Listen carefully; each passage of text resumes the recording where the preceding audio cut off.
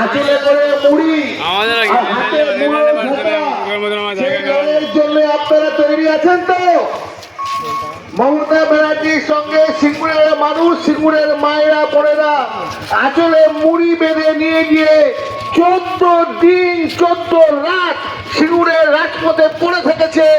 মমতা ব্যানার্জিও যেমন থেকেছেন, আমাদের সমস্ত নেতৃত্ব যেমন থেকেছেন, সিঙ্গুরের কৃষকরাও, সিঙ্গুরের কৃষক পরিবারের মায়েরাও বোনেরাও 14 রাত 14 দিন টানা রোদ জল বর্ষা শীত উপেক্ষা করে রাজপথে পড়ে থেকেছি। আমরাও ছিলাম, আদিত্য লাড্ডুদা আমরা ছিলাম।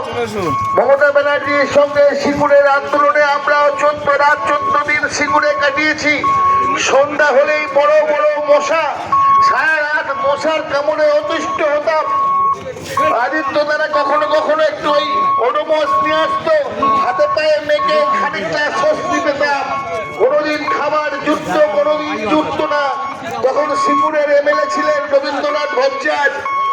গ্রামে করে করে জল এনে এনে আমাদের ক্যাম্পে দিতেন খাবার জল। আর মমতা ব্যানার্জির নির্দেশে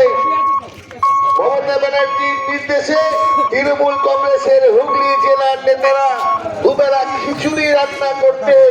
ওই দিনের পর দিন শুধুমাত্র খিচুড়ি খেয়ে সিঙ্গুরের আন্দোলন হয়েছে। সিঙ্গুরের কৃষকরা জয়লাভ করেছে।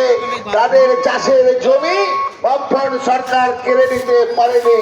তাই আপনাদেরও বলবো, আপনাদের এই সংগঠিত আন্দোলনের জয় হবে। শুধু সবাইকে ঐক্যবদ্ধ থাকতে হবে, শুধু সবাইকে মন থেকে মানতে হবে। যত কষ্টই হোক, পুনর্বাসন না পাওয়া পর্যন্ত আমরা আমাদের বসতবাড়ি ছাড়ছি না, ছাড়ছি না, ছাড়বো না।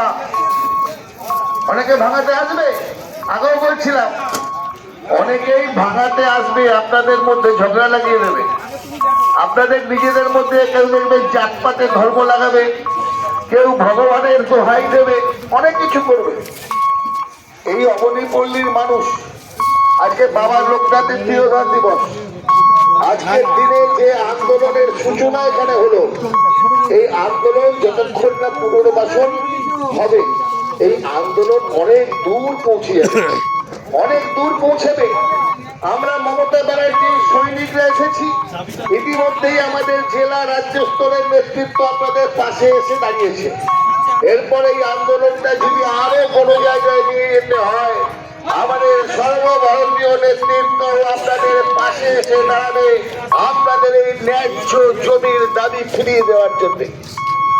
সেই জায়গায় দাঁড়িয়ে আমরা আপনাদের বলবো, শুধু খালি হাতে এলে হবে না। আগামী দিনে এই আন্দোলনগুলোতে যার যার বাড়িতে ডঙ্কা আছে, সবাই ডঙ্কা নিয়ে এই আন্দোলনে